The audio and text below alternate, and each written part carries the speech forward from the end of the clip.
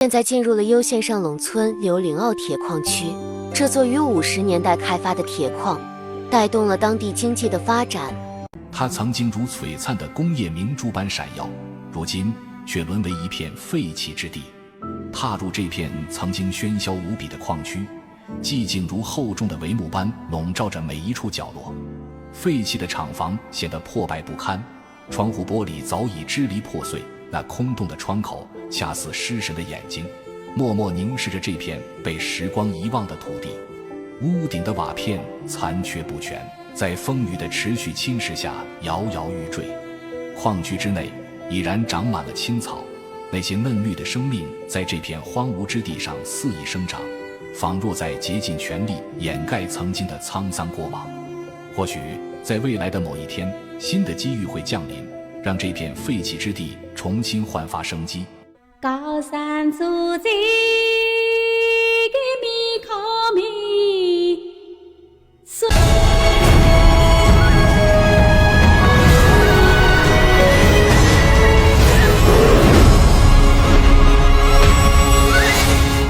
大家好，我是肖哥。今天我又来到了攸县，那边是攸县最高峰太和仙，这里是千草湖。我们到这个山里面寻找攸县最高的人家。听说这个山里面有原始村落，现在我们就进去探一下秘。这里面没住什么人啊？里面有人。是啊。我根本就是没看到一个摩托车，我也没看到车，也没看到人。这里还有5-6里路嘞。这个路通塔的。哦，这里可以去茶林啊。哎。哦，这个路可以去茶林。去茶林。那我都不及时。哎呦，这个。养了多少羊啊你？养了100多只了。哦。你这边多少钱斤了？羊肉那个毛多少钱斤了？最近卖那个30块钱斤。不吃一，不是30块钱毛，对了。哦，30块毛也不贵。那个谷羊就是30了，饲养就是20了。哦。有人说是吧？江西有3个老板在这里卖羊了。哦，这个是后来建的房子吧？不是以前的房子吧？啊，是以前的房子不？建了4年了。哦，是专门搞养殖的吧？哦。我也要养鸡的了。哦，你是住在山下面啊？啊，住在上农村啊？上农村。对。哦。我家里就是这个登壁铁厂。千草湖海拔700米，与茶陵县8团交界。听地名很有诗意，似乎感觉到是一座碧波荡漾、一望无际的湖泊。到底是什么样子？我们去一探究竟。发现了人家。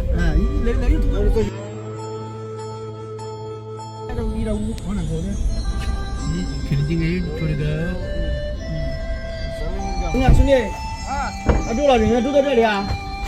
哦。到处都搞得干干净净的哈。这个里面我看到在上面看到还有几户人家了，这里面哈。你这个后面是干嘛的？这后面这个我拍到吗？对。谢谢。拍拍风景。这是千草湖吗？千草湖。你在山下有房子吧？下面有房子。哦，在这里搞养殖啊？养牛啊。哦，养牛啊。养羊啊。以前是走路嘞，我们读书以前是路都没有去嘞。路都没修，要走多久？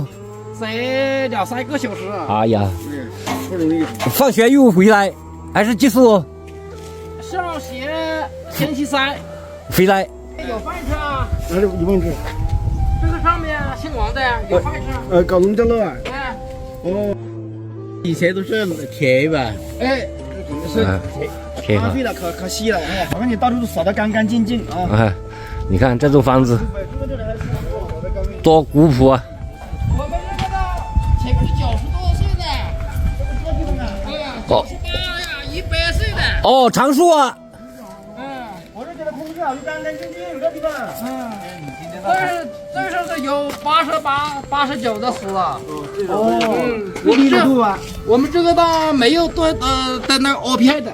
我的小狗啊。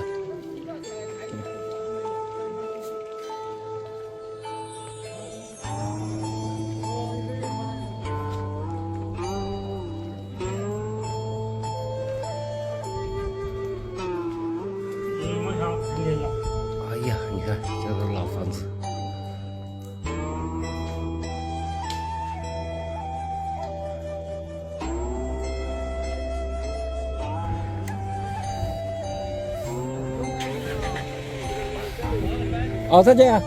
继续前进，又发现一栋房子。哎呀，一个都没好几户。哦，好几户啊。那边一户，一个边户。哦，千草湖农家乐。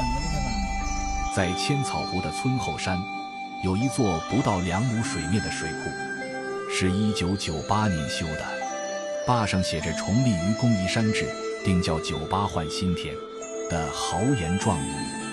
这大概就是千草湖的湖了。千草湖是攸县海拔最高，以狩猎为生的高山原始村落。这就是农家乐，也是徒步爱好者的歇脚吃饭的驿站。这里有一条水晶岭千草湖八福龙高后岭的徒步路线，全长有10多公里之长，沿线有原始民居、山泉溶洞、优廉古道、古树名木、洞葬民俗，还有刘鼎新将军故居，沿途的风景让人大开眼界。千草湖以前不叫这个名字，是一位叫邝春龙的当地人利用网络平台持续轰炸了11年，完完全全是吹出来的，而改名千草湖。千草湖原名是千马湖。2007年5月，邝春龙搞了一次攸县原始森林生态调查，认为这里非常原始，最适合建休闲避暑山庄，而不遗余力地持续宣传。